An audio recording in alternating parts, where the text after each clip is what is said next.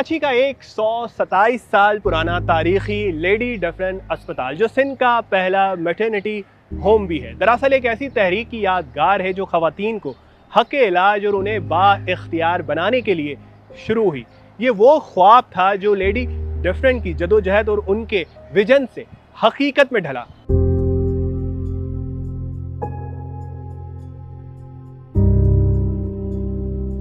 नुमाइश से गुजर रही थी कि मुआशरती रिवायात के बाइस वो दौराने प्रेगनेंसी मर्द डॉक्टर से तिब्बी मुआयना कराने से हिचकिचाती थी और अस्पताल जाने से कासिर थी। इस कर्बनाक हकीकत का अंजाम ये था कि बच्चे की पैदाइश के वक्त कई माएँ और नौज़ायदा बच्चे अपनी जान गंवा बैठते थे। इस दर्द की आहट जब वायसराय हिंद की अहलिया लेडी डफरन तक पहुंची तो उन्हें अंदाजा हुआ कि ये सिर्फ एक तिब्बी मसला नहीं बल्कि एक समाजी और इंसानी बहरान है। ये वो लम्हा था जब लेडी डफरन ने फैसला किया कि अगर औरतें अस्पताल नहीं जा सकती तो अस्पतालों को औरतों के लिए काबिल कबूल बनाया जाए।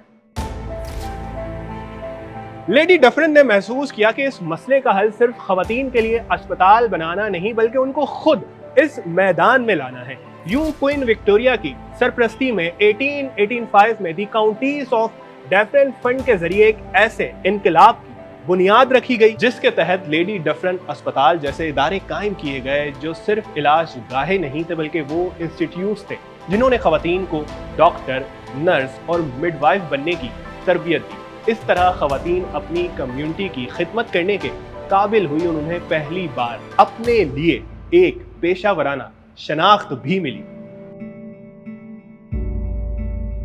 इस इनिशिएटिव की वजह से पूरी सब कॉन्टिनेंट में मैटरनल मोर्टेलिटी कम हुई। दूसरी चीज़ उन्होंने ये किया कि पूरे कॉन्टिनेंट में इनने नर्सिंग स्कूल्स ओपन किए, कम्युनिटी स्कूल्स ओपन किए। और आप सोचें कि 130 इयर्स लेटर अभी भी यही सिस्टम उनका चलता आ रहा है। तो ये तो बहुत एक लेजेंड्स हैं। हमारा जो नर्सिंग स्कूल है पाकिस्तान का ओल्डेस्ट नर्सिंग स्कूल है, प्रॉब्लली दी ओल्डेस्ट नर्सिंग स्कूल पूरे सब कॉन्टिनेंट में जी। आज तक हम कम से कम 50 लड़कियां एवरी ईयर ट्रेन करते हैं। ये लड़कियां फिर अपनी कम्युनिटी में जाके सर्व करती हैं, ये लड़कियां अपने शहरों में जाके सर्व करती हैं, कोई लड़कियां बाहर चली जाती हैं।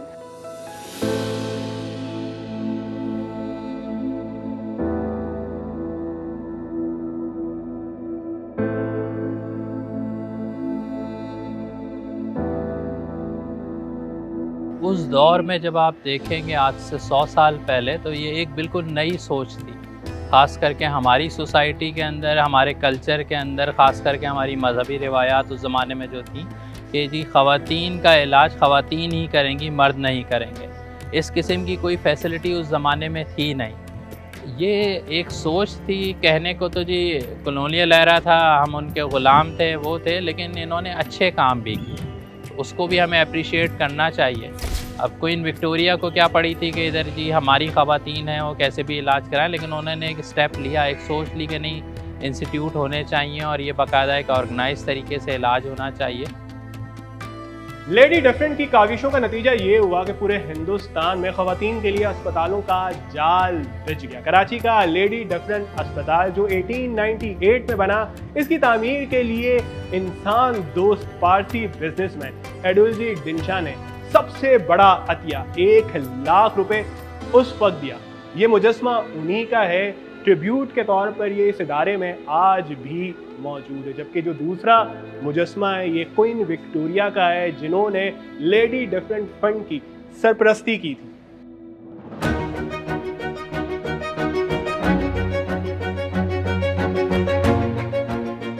कादम्बिनी गंगोली जो बड़े सगीर की पहली खातून डॉक्टर थी, उन्होंने अपने प्रोफेशनल करियर का आगाज लेडी डफरन अस्पताल कराची से ही किया था। इस फंड के तहत सिर्फ कराची में ही नहीं, लाहौर में लेडी एचिसन अस्पताल, जबकि शिकारपुर, कोयटा और हैदराबाद में लेडी डफरन के नाम से अस्पताल बनाए गए। इसके अलावा दिल्ली, कलकत्ता, मुंबई, यूपी और चेन्नई समेत बड़े शहरों में मेडिकल कॉलेजेस और अस्पताल कायम किए गए जो खवातीन की जिंदगियों को बचाने का सबब बने और लाखों खवातीन को पहली बार सेहत की बेहतरीन सहूलियात मैसर आई।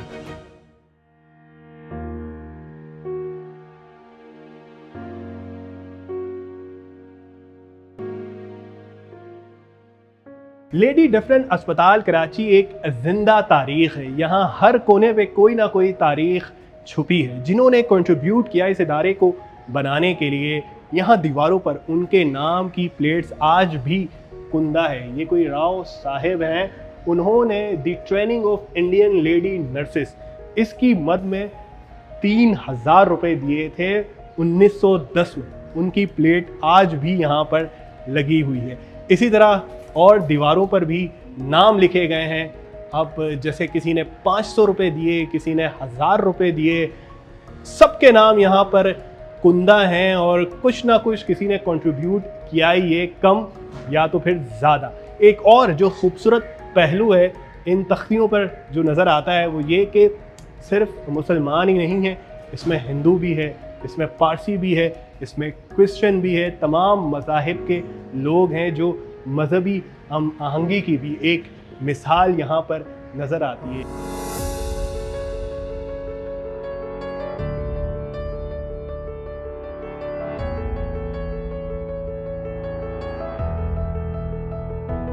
आज के दिन तक भी हमारी जो बोर्ड है उसके ऊपर एडोलजी डिंशा के ग्रेट ग्रैंडसन मिस्टर सोराब डिंशा होते हैं, जो कि सपोर्ट करते हैं डिंशा फैमिली से।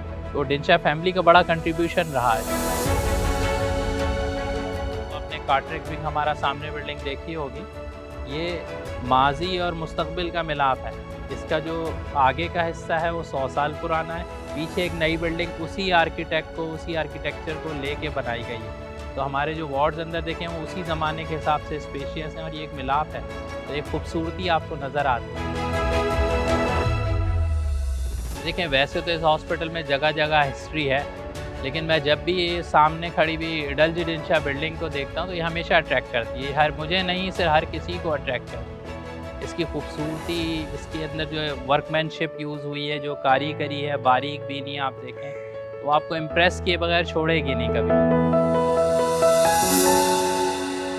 लेटेस्ट से लेटेस्ट टेक्नोलॉजी प्रोवाइड करें और हर किस्म का जो हम गायनी का सर्जरीज अवेलेबल होती हैं टू वेरी हाई स्टैंडर्ड हम वो करते हैं। हमारे पास कैंसर सर्जरीज होती हैं, हर किस्म की फैसिलिटीज़ जो गायनी में है हम वो प्रोवाइड करते हैं। हर सोशियो इकोनॉमिक ग्रुप के पेशेंट्स यहाँ पे आते हैं, बहुत गरीब पेशेंट भी आते हैं। हमारे ये प्रिंसिपल रहा है शुरू से कि हम किसी को मना नहीं करते, किसी को भी, चाहे अगर उनका जो कलर हो, जो कास्ट हो, जो क्रीड हो, हम सबको सर्विसेज प्रोवाइड करते हैं। जिनके पास पैसे नहीं होते हम उनको फ्री में ट्रीट करते हैं। आपको पता है कि आजकल महंगाई बहुत ज़्यादा हो गई है, ठीक है ना। हॉस्पिटल को चलाना, हॉस्पिटल को मेंटेन करना, उनके स्टैंडर्ड्स मेंटेन करना बड़ा मुश्किल काम है।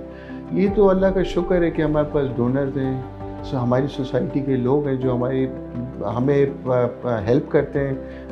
हमारे हॉस्पिटल को जो नेसेसिटी इक्विपमेंट की ज़रूरत होती है, मरीज़ों की ट्रीटमेंट की पैसे जो ज़रूरत होते हैं वो देते हैं। डफरिन फंड की सरपरस्ती लेडी डफरिन के जाने के बाद भी हर वाइसराइन ने जारी रखी, जो ताजरों और नवाबों के अतियात से आगे बढ़ता रहा। तकसीम हिंद के बाद भी ये इदारे खिदमत के सफ़र में रुके नहीं। इस इदारे ने सियासी तारीख में भी अपना नक्श छोड़ा है। 1988 में पाकिस्तान की पहली खातून वज़ीर आज़म बेनज़ीर भुट्टो ने बिलावल भुट्टो जरदारी को इसी अस्पताल में जन्म दिया था। यूं ये इदारा सियासी विरसे का भी हिस्सा बन गया। आज जब खवातीन बड़ी तादाद में मेडिकल के शोबे में खिदमात अंजाम दे रही हैं, ये उसी इनकलाबी इक़दाम का सबूत है। लेडी डफरिन ने जो बीज बोया था वो बीज आज फल बनकर हर उस कामयाब और खुद मुख्तार खातून की जिंदगी में नजर आता है जिसने अपने शोबे में खुद को मनवाया और एक मुकाम हासिल किया।